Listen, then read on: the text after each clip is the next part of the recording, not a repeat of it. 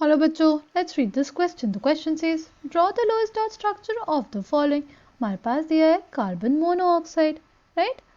The key concept for this question is electronic configuration of carbon and oxygen.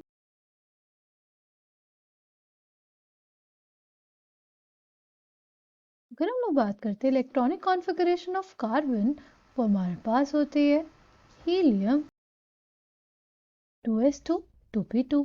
अगर हम लोग बात करते हैं इलेक्ट्रॉनिक कॉन्फ़िगरेशन ऑफ ऑक्सीजन, वो हमारे पास होती है हीलियम 2s2 2p4।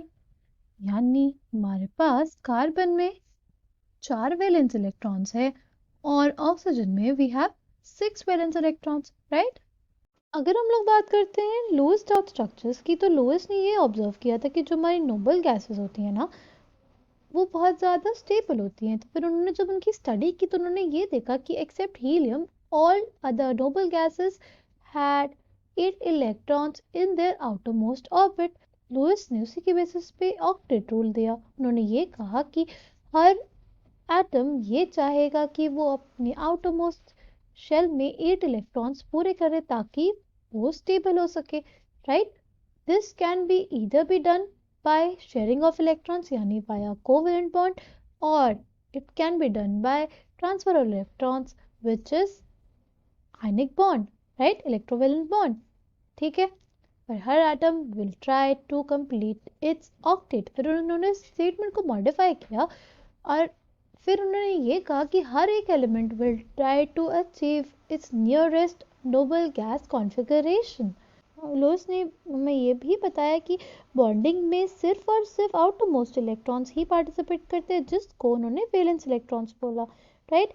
और जो हमारे इनर इलेक्ट्रॉन्स है और जो न्यूक्लियस है वो पार्टिसिपेट नहीं करता, उसको उन्होंने एक टर्म दिया था कर्नेल, ठीक है? तो जब भी हम लोग लुईस डॉट स्ट्रक्चर बनाते हैं तो लुईस सिंबल्स का यूज़ करते हैं और लुईस सिंबल्स में हम सिर्फ एलिमेंट के साथ उसके जो आउटरमोस्ट इलेक्ट्रॉन्स होते हैं यानी वैलेंस इलेक्ट्रॉन्स होते हैं वही लिखते हैं।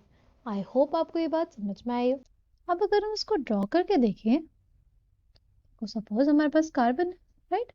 कितने इलेक्ट्रॉन्स इसके पास? 4 valence electrons, right?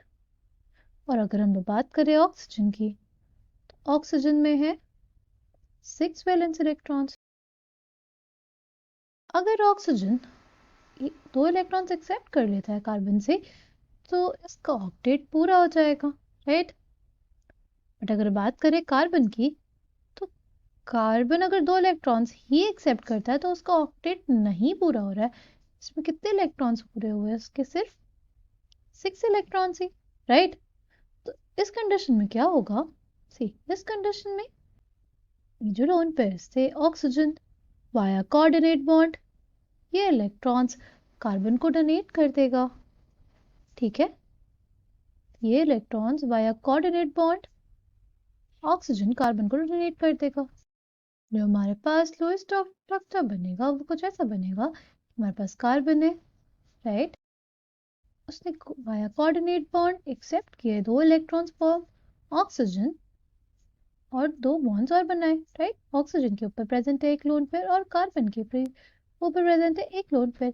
So this is the lowest dot structure for carbon monoxide.